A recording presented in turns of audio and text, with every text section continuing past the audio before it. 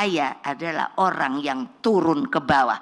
Katanya mau kasih makanan gratis, setuju saya, lah benar lah. Tapi apa? Saya hitung lah, saya juga tukang masak kok. Ibu saya tuh orang Sumatera, Bengkulu. Jadi tradisi apa? Putri pertama harus pintar masak, alhamdulillah. Ku hitung kan, 10.000 toh, apa yo? Apalagi sekarang harga naik. Mas Bowo, kalau denger ini tolong deh suruh dihitung lagi. Sorry ya Mas, saya mesti kritik. Loh, orang saya bener kok. Saya suruh ibu-ibu hitung 10.000 dapat teh apa toh? Baru. Bagaimana kita membangun Indonesia ini? Nah, harus ada pemerataan, harus tadi ada ekonomi di pedesaan. Sekarang ada makan bergizi. Kami hitung-hitung ya karena ada dana berputar di desa itu 8-9 miliar per tahun. Itu akan membuat tadi saya singgung pemerataan, mengurangi stunting, mengurangi kemiskinan. Ya, ini berjalan. Jadi pikiran Presiden Prabowo untuk bikin makan bergizi itu kalau ada yang kritik-kritik sebenarnya jangan cepat-cepat kritik, tunggu lihat dulu. Kita ini kadang-kadang sok tahu padahal waktu dia pejabat dia juga maling juga. Jadi Pak Luhut memang benar ya. Kita ketahui bersama beberapa minggu yang lalu atau kurang lebih 1 bulan ya, di mana di situ salah satu ketua umum mengatakan bahwa makanan bergizi ini, makan siang gratis ini perlu untuk dikaji ulang oleh Presiden Prabowo ya tentunya. Kemudian ketua umum tersebut juga mengatakan bahwa 10.000 hari ini dapat apa? Sebegitu ngenyeknya ya ketua umum ini terhadap program-program yang akan direalisasikan oleh pemerintah pusat, yaitu Bapak Prabowo Subianto. Pak Luhut di dalam pidatonya ini sangat keras ini, pantas Opung Luhut ini dikatakan atau diberi nama Lord. Karena saya sangat setuju terhadap Opung ini, bagaimana beliau ceplas-ceplos kalau sekali mengatakan atau mengutarakan. Seorang Rocky Gerung saja dibuat tidak berkutik oleh Opung Luhut, ya kan. Di masanya Pak Jokowi dulu, Opung Luhut membela paling depan terhadap pemerintah, yaitu Bapak Jokowi. Nah hari ini karena Pak Luhut dipanggil lagi oleh Pak Presiden Prabowo, maka harus tempur lagi nih Pak Luhut, harus membela lagi nih Pak Luhut. Dikatakan bahwa ya jangan berburu-buru dulu lah mengkritik, kita lihat dulu lah, kita tunggu dulu. Sekarang kan masih awal bulan di tahun 2025 ya. Dan Pak Prabowo juga masih dilantik bulan Oktober ya, kita tunggu dulu, masih belum sampai 1 tahun juga kan. Jangan buru-buru katanya Pak Luhut. Terus kemudian ada Pak Ganjar juga tidak setuju terhadap makan siang gratis ini. Beliau mengatakan juga siapa yang mau makan gratis hari ini. Nah, memang paling enak itu mengkritik orang. Paling gampang gitu, pekerjaan paling gampang memang mengkritik orang, mencari-cari kesalahan orang itu paling gampang. Tapi perlu diketahui benar apa yang dikatakan oleh Opung Luhut ini, bahwasanya jangan teriak-teriak kritik dulu lah. Toh juga di masa ketika memerintah juga pernah menjadi maling.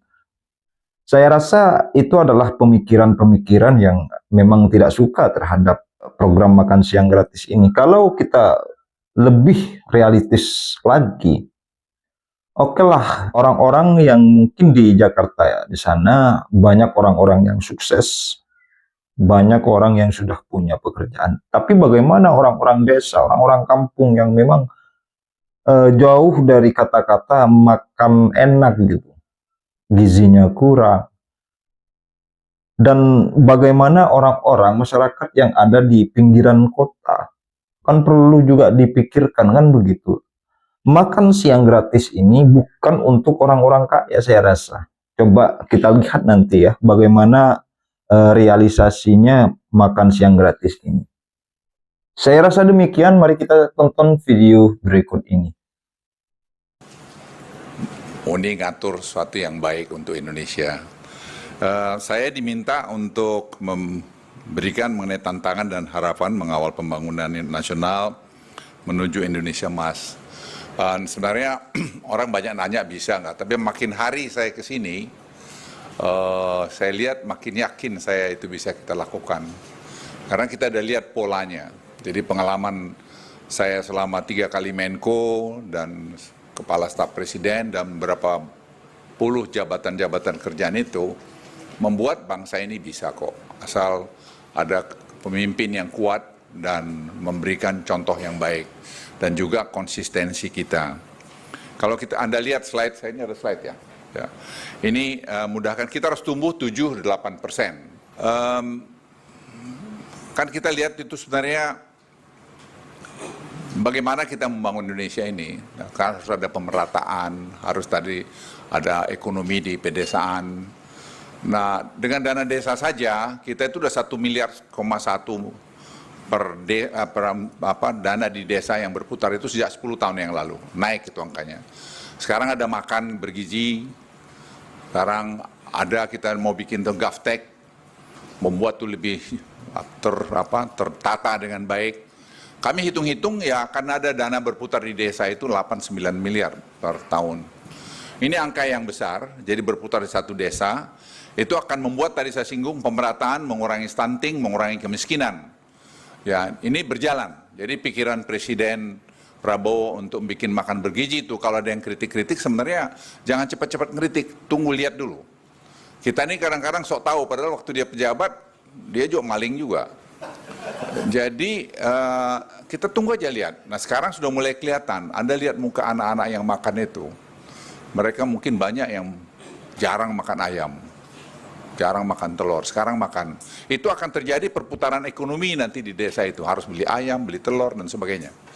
Ini yang disebut Profesor Mubiarto dari UGM, Ekonomi Pancasila.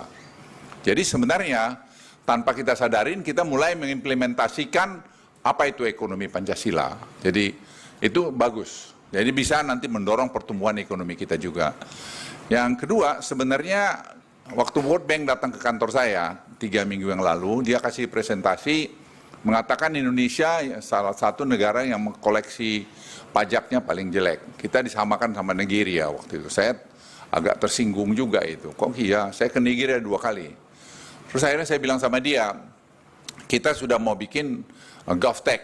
Itu. Kenapa saya singgung GovTech? Pengalaman saya waktu menangani COVID. Waktu menangani COVID, kita pakai Peduli Lindungi. Peduli Lindungi ini itu dibuat anak-anak Indonesia. Jadi kita bukan import itu barang. Kita hampir tidak ada keluar uang di situ.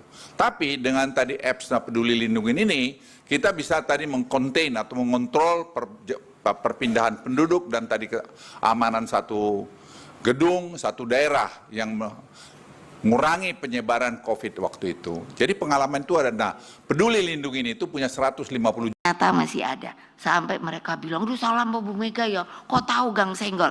Artinya, saya adalah orang yang turun ke bawah. Jadi ibu-ibu jangan mentereng-mentereng terus. Mentereng boleh. Tapi ya itu turun, lihat manusia Indonesia yang masih perlu. Katanya mau kasih makanan gratis. Setuju saya. Lah benar lah. Tapi apa? Saya hitung lah, saya juga tukang masak kok. Ibu saya tuh orang Sumatera, Bengkulu. Jadi tradisi apa? Putri pertama harus pintar masak, alhamdulillah. Ku hitung kan, 10.000 toh. Iya, apa yo? Apalagi sekarang harga naik. Mas Bowo, kalau denger ini, tolong deh, suruh dihitung lagi. Loh, tepuk tangan dong ibu-ibu. Apa urusan kalian? Saya tahu ngulek cabai segala. Ini kemanusiaan tahu. Loh ya, nanti kalau udah makin melambung ibu-ibu ini kan udah datang ke saya. Ibu gimana dong cabainya sekarang? Aduh pusing lah gua. Ibu sekarang namanya bawang putihnya naik. Aduh pusing lah gua. Gitu loh. Jadi ya gitu. Sorry ya Mas, saya mesti kritik. Loh orang saya bener kok. Saya suruh ibu-ibu hitung 10.000 dapat teh apa toh? Baru ibu-ibu bilang, lah ya apa ya Bu ya? Paling tempe. Iyalah, aku bilang, karena saya bisa masak. Nah, keren nggak Presiden Republik Indonesia 3 profesor bebe juga masak boleh. Gila lah. Ya pemirsa, memang paling enak itu mengkritik orang. Paling gampang gitu, pekerjaan paling gampang memang mengkritik orang. Mencari-cari kesalahan orang itu paling gampang. Tapi perlu diketahui, benar apa yang dikatakan oleh Opung Luhut ini, bahwasanya jangan teriak-teriak kritik dulu lah. Toh juga di masa ketika memerintah juga pernah menjadi maling. Pak Luhut ini secara belak-belakan mengatakan kepada Ibu Megawati, dan Ibu Megawati ini pernah menjabat sebagai presiden dan juga banyak sekali kesalahan-kesalahan blunder ketika beliau menjabat sebagai presiden. Nah, tentunya percakapan-percakapan yang seperti ini yang perlu untuk kita diskusikan sebenarnya. Opung Luhut di mana-mana memang sering sekali membela pemerintah, baik itu di masanya Pak Jokowi ataupun di masanya Pak Prabowo hari ini.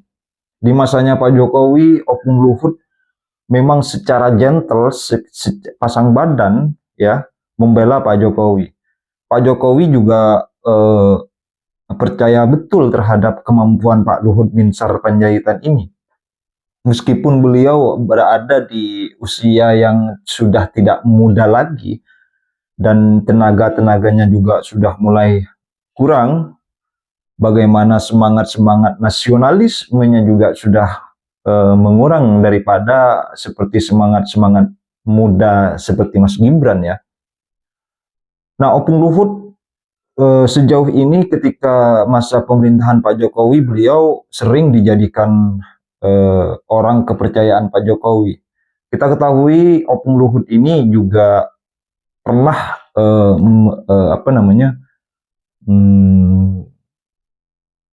memegang 3 menteri ya. Pada waktu itu memang di masa Presiden Jokowi ada menteri yang memang direshuffle oleh presiden dan itu digantikan oleh Pak Luhut Binsar Panjaitan. Kita ketahui pula di 2019 kita terpapar COVID-19 atau virus corona ya. Dan di sana Pak Jokowi juga mempercayai Pak Luhut Binsar Panjaitan. Saya rasa Pak Luhut ini memang sisa umurnya ya, itu untuk menjadi pengabdi negara. Dan Pak Luhut ini memang kesayangan dari Pak Jokowi ya. Dan hari ini dipakai lagi oleh Pak Prabowo dan saya rasa juga menjadi kesayangan Pak Prabowo Subianto. Dan banyak sekali netizen atau masyarakat atau rakyat Indonesia itu menjuluki Pak Luhut ini sebagai Lord. Kenapa demikian? Karena Pak Luhut ini ketika ngomong itu ceplas-ceplos dan memang apa adanya. Dan Pak Luhut ini sering mengatakan kalau tidak suka dengan kepemerintahan Pak Jokowi, ya keluar saja dari negara Indonesia. Kan begitu katanya Pak Luhut ketika berpidato di salah satu tempat. Artinya Pak Luhut ini memang apa adanya dan ini menjadi kepercayaan dari Prabowo Subianto dan Mas Gibran Raka Buming Raka hari ini. Saya rasa demikian, terima kasih. Jangan lupa untuk di like, subscribe, dan tulis komentar kalian. Assalamualaikum warahmatullahi wabarakatuh.